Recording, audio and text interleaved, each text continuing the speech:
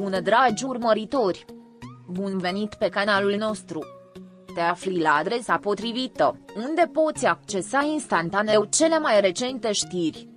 Relația dintre Halil Ibrahim și Zlatirkoglu a fost una dintre cele mai urmărite și discutate din divertismentul turcesc.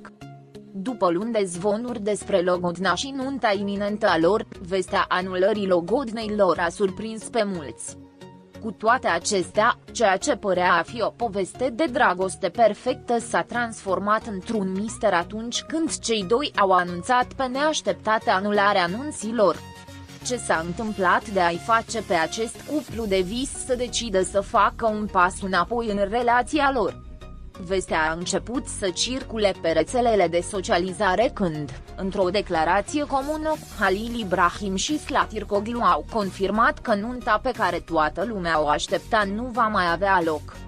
Urmăritorii lor au fost bombardați cu mesaje de surpriză și tristețe, neînțelegând exact ce se întâmplase. Cuplul, care fusese văzut manifestându-și afecțiunea în public în mai multe rânduri, nu a dat niciodată vreun semn că ceva nu este în regulă. În declarația lor, ambii au exprimat că preferă să nu dezvăluie detaliile deciziei, lăsând loc speculațiilor. La scurt timp după acest anunț, au început să circule teorii despre motivele anulării. Unii au sugerat că ar fi existat probleme de compatibilitate între cei doi, în special din cauza programului lor profesional.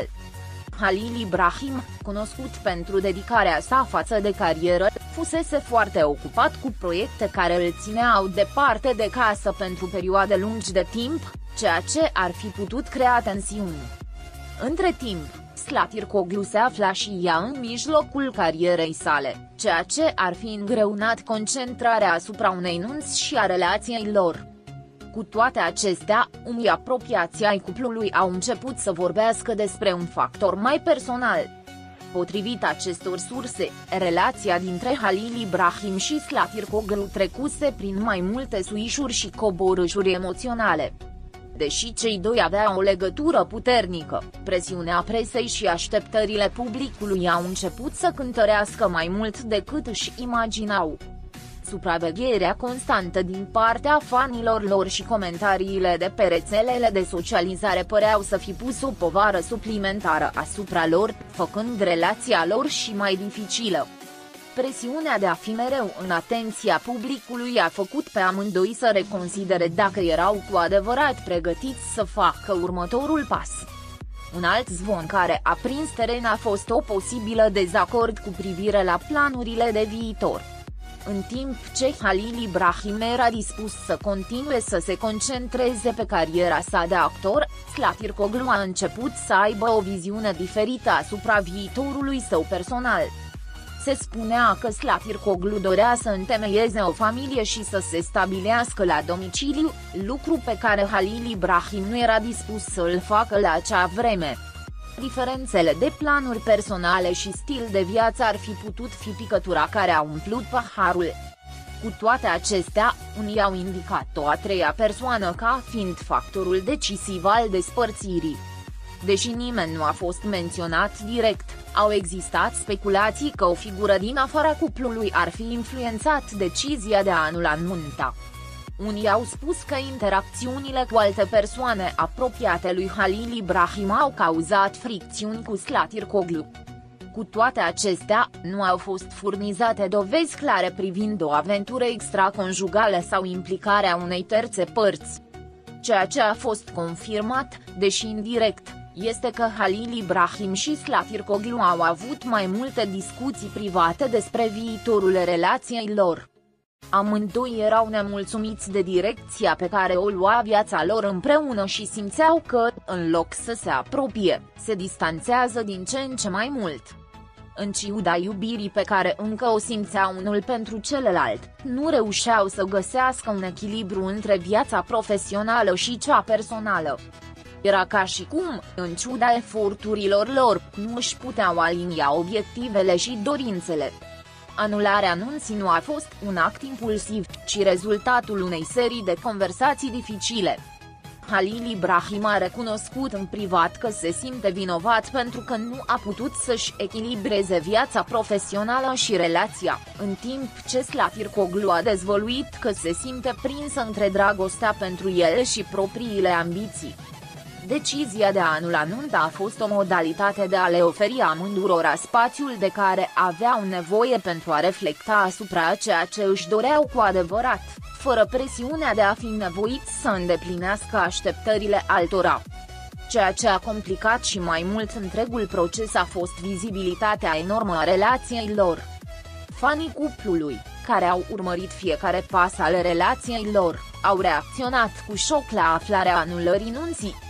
Comentariile de pe rețelele de socializare au fost neîncetate, unii arătându-și sprijinul pentru decizia cuplului, iar alții deplângând despărțirea.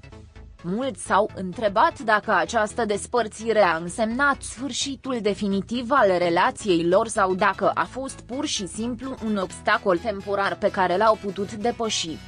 De-a lungul săptămânilor care au urmat anulării, Halil Ibrahim și Slatirkoglu au păstrat tăcerea cu privire la detaliile a ceea ce s-a întâmplat.